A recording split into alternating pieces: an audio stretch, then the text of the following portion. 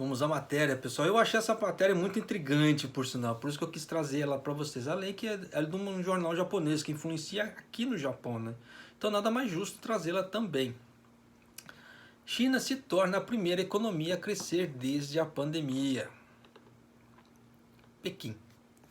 A China se tornou a primeira grande economia a crescer desde o início da pandemia de coronavírus, registrando uma expansão inesperadamente forte de 3,2% no início, no, desculpem, no último trimestre, após o fechamento né, do, do vírus e a reabertura das fábricas e lojas. O crescimento divulgado na quinta-feira, nos 3 meses findos de junho, foi uma melhoria dramática em relação à contração de 6,8% do trimestre anterior, o pior desempenho da China desde pelo menos a metade da década de 1960. Mas ainda era um número positivo, mais fraco desde que a China começou a registrar crescimento trimestral desde o início dos anos 90. E antes de mais nada, peço a ajuda de vocês, por favor, quem puder, se inscreva no canal e faça parte da família, são todos muito bem-vindos. Seu like também é joinha para nós, vamos lá. Esperamos ver uma melhoria contínua nos próximos trimestres, disse Marcela Shaw, do JP Morgan Asset Management, em um relatório. A China, onde a pandemia de coronavírus começou em dezembro, foi a primeira economia a encerrar e a primeira a iniciar um prolongado processo de recuperação em março, depois que o Partido Comunista declarou a doença sob controle. A economia nacional passou de uma desaceleração para um aumento na primeira metade de 2020, afirmou o Bureau Nacional de Estatísticas em comunicado. Economistas dizem que a China provavelmente se recuperará mais rapidamente do que algumas outras grandes economias devido à decisão do Partido Comunista de impor algumas medidas anti-doença mais intensivas da história. Os que cortaram acesso às cidades com um total de 60 milhões de pessoas e suspenderam o comércio e viagens. Medidas posteriormente limitadas por alguns governos asiáticos e europeus à medida que o vírus se espalhou. Manufatura e algumas indústrias estão quase de volta ao normal, mas os gastos do consumidor são fracos devido ao medo de possíveis perdas de emprego. Os cinemas e algumas outras empresas ainda estão fechadas e as restrições de viagens permanecem em vigor. A pandemia está criando vencedores e perdedores, disse Bill Adams, do PNC Financial Services Group, em um relatório. A manufatura está liderando a recuperação da China. Analistas do setor privado afirmam que até 30% da força de trabalho urbana, ou até 130 milhões de pessoas, podem ter perdido o emprego, pelo menos temporariamente.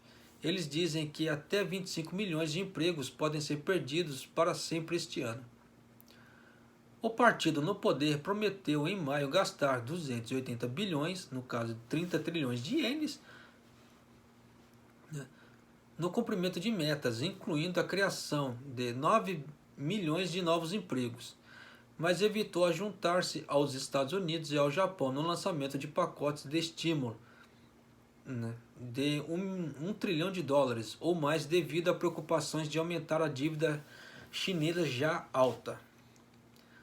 A China registrou 4.634 mortes de coronavírus e 83.611 casos confirmados. Não registrou nenhum caso transmitido no país desde o surto em Pequim, que infectou mais de 330 pessoas antes de desaparecer no início desse mês. Na terça-feira, o governo diminuiu algumas restrições ao turismo doméstico depois que a China não reportou novas infecções adquiridas localmente em 9 dias. O ministro da Cultura e Turismo disse que os locais turísticos podem permitir 50% de sua capacidade diária de visitantes e de 30% aos passeios de uma província para outra podem ser retomados. Nos 3 meses encerrados em junho, a produção da fábrica aumentou 4,4%, recuperando-se da contração de 8,4% do trimestre anterior, após as fábricas que reabrem os smartphones, sapatos, brinquedos e outros bens do mundo. Desculpem essas pausas, porque tem as traduções, eu preciso dar aquela modificada rápida, então nem sempre o cérebro funciona rapidamente. Mas vamos lá. As vendas no varejo caíram 3,9%, mas essa é uma melhoria acentuada em relação à contração de 19% no trimestre anterior. Enquanto milhões de famílias estavam confinadas em suas casas e os shoppings foram fechados, as vendas no varejo online aumentaram 14,3%, acima dos 5,9% do trimestre anterior.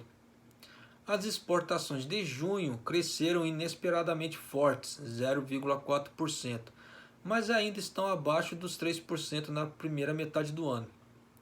As importações aumentaram 3%, incluindo um aumento de 10,6% nas compras de produtos norte-americanos, apesar da guerra tarifária, mas caíram 3,3% agora neste ano.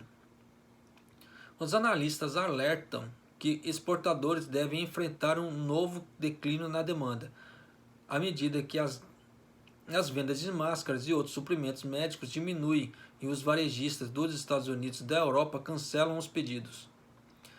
Isso sugere pressão sustentada sobre o emprego. Atualmente é a principal prioridade política do governo, disse Shaw, do JP Morgan. Um possível obstáculo e o agravamento das relações com os Estados Unidos, o maior mercado nacional de exportação da China, devido às disputas sobre comércio, tecnologia e direitos humanos e Hong Kong.